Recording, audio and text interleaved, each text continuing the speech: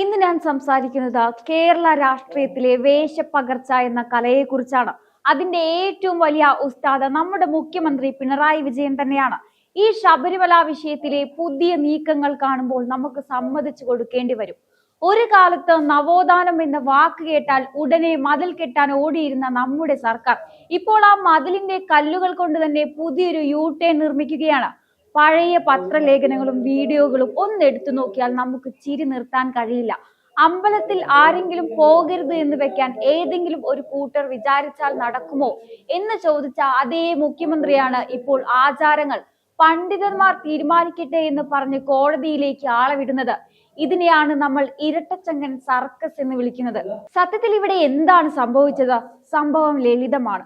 Vote യന്ത്രത്തിലെ കണക്കുകൾ കണ്ടപ്പോൾ നവോത്ഥാന നായകന്റെ ഉള്ളിലെ വിപ്ലവം പതുക്കെ തണുത്തുറഞ്ഞു. പണ്ട് സുപ്രീം കോടതി വിധി നടപ്പാക്കാൻ നെഞ്ചും വിരിച്ചെത്തിയവർ വോട്ട് പെട്ടിയിൽ വീഴാതായപ്പോൾ പതുക്കെ ആചാരങ്ങളുടെ വഴിയിലേക്ക് വരികയാണ്. പിണറായി വിജയൻ പണ്ട് പറഞ്ഞിരുന്നത് നിയമവാഴ്ചയുള്ള നാട്ടിൽ കോടതി വിധി നടപ്പാക്കാൻ സർക്കാരിന് ബാധ്യതയുണ്ടെന്നാണ്. എന്നാൽ ഇപ്പോൾ തിരഞ്ഞെടുപ്പ് പടിവാതിൽക്കിലെത്തിയപ്പോൾ ആ ബാധ്യതയൊക്കെ പതുക്കെ സൗകര്യം പോലെ മാറ്റിവെച്ചു. ഇതിനെയാണ് നമ്മൾ തന്ത്രപരമായ കബളിപ്പിക്കൽ എന്ന് പറയുന്നത്. വിശ്വാസികളെ വെല്ലുവിളിച്ചാൽ അധികാരം പോകുമെന്ന് കണ്ടപ്പോൾ നവോത്ഥാനത്തെക്കാൾ വലുത് കസാരയാണെന്ന് ഇരട്ടച്ചങ്കൻ തിരിച്ചറിഞ്ഞു. ഈ പുതിയ സത്യവാങ്മൂലം എന്ന നാടകം തന്നെ നോക്കൂ. നിലപാട് തിരുത്തിയെന്ന് നേരിട്ട് പറയില്ല, പക്ഷേ പതുക്കെ പതുക്കെ വഴുതി മാറും. ഇതിന് എം.വി. ഗോവിന്ദൻ മാഷ് നൽകുന്ന വിശദീകരണം കേട്ടാൽ ഏത് യുക്തിവാദിയും തലയിൽ കൈവച്ചു പോകും. തത്വത്തിൽ മാറ്റമില്ല, പക്ഷെ സാഹചര്യം മാറി എന്നാണ് അദ്ദേഹം പറയുന്നത്. അതായത് വോട്ട് കിട്ടാൻ വേണ്ടി തൽക്കാലം തത്വം പരണത്ത് വെക്കാമെന്ന് ചുരുക്കം. പണ്ട് സ്ത്രീകളെ ശബരിമലയിൽ കയറ്റാൻ ആംബുലൻസ് വരെ ഒരുക്കിയതും അർദ്ധരാത്രിയിൽ നവോത്ഥാനം നടപ്പാക്കിയതുമൊക്കെ ഇപ്പോൾ വെറും പഴങ്കഥകൾ. അന്നത്തെ ആവേശമൊക്കെ ഇപ്പോൾ വോട്ട് പേടിയിൽ ആവിയായി പോയിരിക്കുന്നു. പണ്ട് വിശ്വാസികൾ തെരുവിലിറങ്ങിയപ്പോൾ അവരെ പരിഹസിച്ചവർ ഇന്ന് അതേ വിശ്വാസികളുടെ കാല് പിടിക്കാൻ നോക്കുന്നത് കാണുമ്പോഴാണ് ഇതിലെ യഥാർത്ഥ കോമഡി. ഇതിലെ ഏറ്റവും വലിയ തമാശ ദേവസ്വം ബോർഡിന്റെ പ്രമേയമാണ്. സർക്കാരിന്റെ പാവയായ ദേവസ്വം ബോർഡിനെ കൊണ്ട് ആദ്യം ഒരു പ്രമേയം പാസ്സാക്കിപ്പിക്കും. എന്നിട്ട് സർക്കാർ പറയും, ദേ ബോർഡ് ആവശ്യപ്പെട്ടത് കൊണ്ട് ഞങ്ങൾ നിലപാട് മാറ്റുന്നു എന്ന്.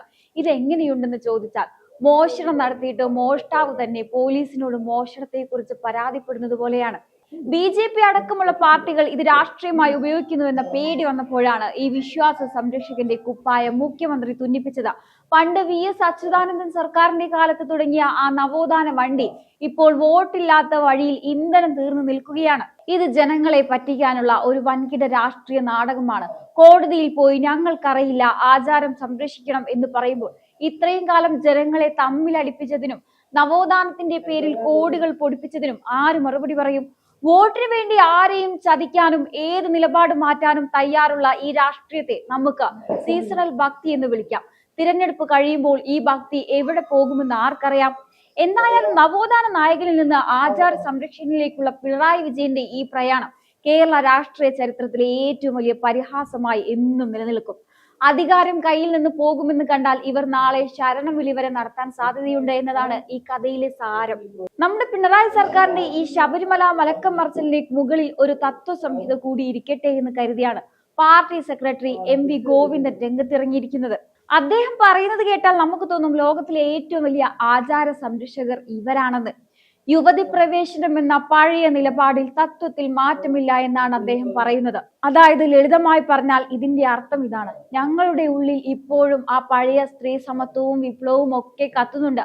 പക്ഷേ തിരഞ്ഞെടുപ്പ് അടുത്തിരിക്കുന്നത് കൊണ്ട് വോട്ട് കിട്ടാൻ ആ തത്വമൊക്കെ തൽക്കാലം ഒന്ന് മടക്കി പോക്കറ്റിൽ വെക്കുകയാണ്. പണ്ട് വിശ്വാസികൾ തെരുവിലിറങ്ങിയപ്പോൾ അതിനെ പരിഹസിച്ച അതേ നാവുകൊണ്ട് ഇപ്പോൾ വിശ്വാസികളുടെ കൂടെ എന്ന് പറയുന്നത് കേൾക്കാൻ എന്ത് രസമാണ്. പണ്ട് നവോത്ഥാന മതിൽ കല്ല് വെച്ച മാഷ് ഇപ്പോൾ ആചാരങ്ങളുടെ മതിൽ സംരക്ഷിക്കാൻ സിമന്റും മണലുമായി നടക്കുകയാണ്. ശബരിമല സ്ത്രീ പ്രവേശന വിഷയത്തിൽ കോടതി പറയട്ടെ എന്നായിരുന്നു പഴയ ലൈൻ. പക്ഷേ ഇപ്പോൾ കോടതിയിൽ പറയാൻ പോകുന്നത് പണ്ഡിതന്മാർ തീരുമാനിക്കട്ടെ എന്നാണ്. ഈ പണ്ഡിതന്മാരെ പണ്ട് അന്ധവിശ്വാസികൾ എന്ന് വിളിച്ച അതേ നാവുകൾ തന്നെയാണല്ലോ ഇപ്പോൾ അവരെ ഏൽപ്പിക്കാമെന്ന് പറയുന്നത് എന്നോർക്കുമ്പോഴാണ് ഇതിലെ വൈരുദ്ധ്യം വ്യക്തമാകുന്നത്. സത്യത്തിൽ ഇതൊരു തരം ഡബിൾ റോൾ ആണ്. പാർട്ടിക്കാരോട് പറയും നമ്മൾ മാറിയിട്ടില്ല എന്ന്, വിശ്വാസികളോട് പറയും ഞങ്ങൾ നിങ്ങളോടൊപ്പമുണ്ടെന്ന്. ഇത്രയും കാലം പോലീസ് കാവലിൽ നവോത്ഥാനം നടപ്പാക്കിയ പിണറായി വിജയനും അതിനെ ന്യായീകരിച്ച എം.വി. ഗോവിന്ദനും ഇപ്പോൾ തിരഞ്ഞെടുപ്പ് പടിവാതിൽക്കൽ എത്തിയപ്പോൾ ഒരേപോലെ മാളത്തിൽ ഒളിക്കുകയാണ്. ഈ തന്ത്രപരമായ മാറ്റം ജനങ്ങൾ തിരിച്ചറിയുന്നില്ല എന്നാണ് ഇവരുടെ ധാരണ. വോട്ട് പെട്ടി തുറക്കുമ്പോൾ ഈ തത്വത്തിൽ മാറ്റമില്ലാത്ത കളിക്ക് ജനങ്ങൾ ശരിയായ മറുപടി നൽകുമെന്ന ഭയമുള്ളത് കൊണ്ടാണ് ഇപ്പോൾ ആചാര സംരക്ഷണത്തിന്റെ പുതിയ സത്യവാങ്മൂലവുമായി ഇവർ സുപ്രീം കോടതിയുടെ പടികൾ കയറുന്നത്. ഇരട്ടച്ചങ്കും തത്വസംഹിതയും ഒക്കെ വോട്ടിന് മുന്നിൽ ഇങ്ങനെ ഉരുകിത്തീരുന്നത് കാണുന്നത് തന്നെ ഒരു പ്രത്യേക കാഴ്ചയാണ്. അന്ന് വിശ്വാസികൾ തെരുവിലിറങ്ങിയപ്പോൾ അവരെ പരിഹസിക്കാൻ മുഖ്യമന്ത്രിയും കൂട്ടരും ഉപയോഗിച്ച വാചകങ്ങൾ ഓർമ്മയുണ്ടോ? ശബരിമലയിൽ ആചാരങ്ങൾ ലംഘിക്കപ്പെട്ടാൽ ആകാശം ഇടിഞ്ഞു വീഴുമോ എന്നും ചുക്കും ചുണ്ണാമ്പും സംഭവിക്കില്ല എന്നും പറഞ്ഞവർ ഇന്ന് അതേ ആചാരങ്ങൾ സംരക്ഷിക്കണമെന്ന് കോടതിയിൽ പറയാൻ തയ്യാറെടുക്കുകയാണ്. പോലീസിനെ ഉപയോഗിച്ച് വിശ്വാസികളെ അടിച്ചമർത്തുകയും അർദ്ധരാത്രിയിൽ ആംബുലൻസിലും മറ്റും നവോത്ഥാനം കടത്തിവിടുകയും ചെയ്ത ആ പഴയ ധീരത ഇപ്പോൾ എവിടെ? തിരഞ്ഞെടുപ്പ് എന്ന ആ വലിയ സിംഹം മുന്നിൽ വന്നു നിൽക്കുമ്പോൾ ഇരട്ടച്ചങ്കൻ പോലും പതുക്കെ പിന്മാറുന്നത് കാണുമ്പോഴാണ് രാഷ്ട്രീയത്തിലെ യഥാർത്ഥ കോമഡി നമുക്ക് മനസ്സിലാകുന്നത്. സത്യത്തിൽ ഇതൊരു നാടകമാണ്. ഒരു വശത്ത് യുവതി പ്രവേശനത്തെ അനുകൂലിക്കുന്ന ഹർജിക്കാർ കോടതിയിൽ വാദങ്ങൾ നിരത്തുമ്പോൾ സർക്കാർ പതുക്കെ പിൻവാതിലിലൂടെ രക്ഷപ്പെടാൻ നോക്കുകയാണ്. ആചാരങ്ങൾ പണ്ഡിതന്മാർ തീരുമാനിക്കട്ടെ എന്ന് പറയുന്നതിലൂടെ പണ്ട് ഞങ്ങൾ തള്ളിപ്പറഞ്ഞ അതേ തന്ത്രിമാരുടെയും പണ്ഡിതന്മാരുടെയും കാല് പിടിക്കുകയാണ് സർക്കാർ ചെയ്യുന്നത്. അധികാരം കയ്യിൽ നിന്ന് പോകുമെന്ന് കണ്ടാൽ ഏത് ആചാരത്തെയും മുറുകെ പിടിക്കാനും ഏത് നവോത്ഥാനത്തെയും കടലിൽ എറിയാനും പിണറായി വിജയനും സംഘത്തിനും ഒരു മടിയുമില്ല. അധികാരം എന്ന മാന്ത്രിക കസേര കൈവിട്ടു പോകുമെന്ന ഭയം വരുമ്പോൾ ഏത് വിപ്ലവകാരിയും എങ്ങനെയാണ് ഒരു സാധാരണ വഴിപാട് രാഷ്ട്രീയക്കാരനായി മാറുന്നത് എന്നതിന്റെ ക്ലാസിക് ഉദാഹരണമായി ഈ സംഭവം ചരിത്രത്തിൽ രേഖപ്പെടുത്തും. പണ്ട് നവോത്ഥാനത്തിന്റെ കുത്തകാവകാശം ഏറ്റെടുത്ത് ജനങ്ങളെ വെല്ലുവിളിച്ചവർ ഇന്ന് വോട്ട് യന്ത്രത്തിന് മുന്നിൽ കൈകൂപ്പി നിൽക്കുന്നത് കാണുമ്പോൾ ഒന്ന് മനസ്സിലാക്കാം, ഇവിടെ തത്വങ്ങളല്ല മറിച്ച് തലയെണ്ണലാണ് പ്രധാനം. ഇത്രയും കാലം ഞങ്ങൾ ഉയർത്തിപ്പിടിച്ച ലിംഗനീതിയും സ്ത്രീ സമത്വവും വെറും തിരഞ്ഞെടുപ്പില്ലാത്ത കാലത്തെ വിനോദോപാധികൾ മാത്രമായിരുന്നു എന്ന് സർക്കാർ സ്വയം സമ്മതിക്കുകയാണ് ഇവിടെ. വിശ്വാസികളെയും കോടതിയെയും ഒരേപോലെ പറ്റിക്കാൻ ശ്രമിക്കുന്ന ഈ ഇരട്ടത്താപ്പ് യഥാർത്ഥത്തിൽ രാഷ്ട്രീയ ധാർമ്മികതയുടെ പൂർണ്ണമായ തകർച്ചയാണ് കാണിക്കുന്നത്. കോടതിയിൽ സമർപ്പിക്കാൻ പോകുന്ന ആ പുതിയ സത്യവാങ്മൂലം കേവലം ഒരു രേഖയല്ല, മറിച്ച് പിണറായി വിജയൻ എന്ന രാഷ്ട്രീയക്കാരന്റെ ആദർശങ്ങളുടെ മരണപത്രം കൂടിയാണ്. ഒന്നിലും വിട്ടുവീഴ്ചയില്ല എന്ന് ഘോരഘോരം പ്രസംഗിച്ച അതേ നാവുകൊണ്ട് ആചാരങ്ങളുടെ മുന്നിൽ മുട്ടുമടക്കുമ്പോൾ നഷ്ടപ്പെടുന്നത് സർക്കാരിന്റെ വിശ്വസ്തത തന്നെയാണ്. വോട്ടിനു വേണ്ടി ഏത് വേഷവും കെട്ടാൻ തയ്യാറുള്ള ഒരു കൂട്ടം അധികാരികൾ ജനങ്ങളുടെ കണ്ണിൽ പൊടിയിടാൻ നോക്കുന്നത് പരാജയപ്പെടുമെന്ന് ഉറപ്പാണ്. പണ്ട് തെരുവിൽ ലാത്തിയും കണ്ണീർവാതകവും നേരിട്ട വിശ്വാസികളുടെ മുറിവുകൾ വെറും ഒരു സത്യവാങ്മൂലം കൊണ്ട് ഉണങ്ങുമെന്ന് കരുതുന്നത് സർക്കാരിന്റെ വ്യാമോഹം മാത്രമാണ്. ഈ മലക്കം മറിച്ചിലൂടെ പിണറായി വിജയൻ നൽകുന്ന സന്ദേശം വളരെ വ്യക്തമാണ്. അധികാരം നിലനിർത്താൻ ഏത് ആചാരത്തെയും ഞാൻ പുണരും, ഏത് വിപ്ലവത്തെയും ഞാൻ തള്ളിപ്പറയും. ഇതിനെയാണ് നാം അവസരവാദ രാഷ്ട്രീയം എന്ന് വിളിക്കുന്നത്.